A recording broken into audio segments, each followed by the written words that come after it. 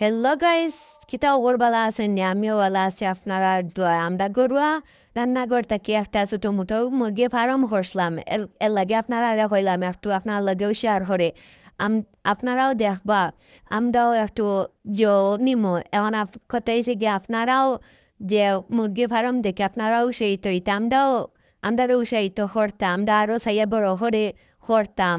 এখন মুরগর আপনারাও হোক্কা কমেন্ট হরক্কা আর গরুয়া রান্নাঘর থেকে আপনার গেছে সবচেয়ে তাকে আপনার লগে তাহমু আর আপনারাও আমাদের লগে থাকতে আর কিতা করলে আমরা যে এই মুরগুলা হইব লাভ হইব তাতে আপনারা কমেন্ট করে জানাইবা।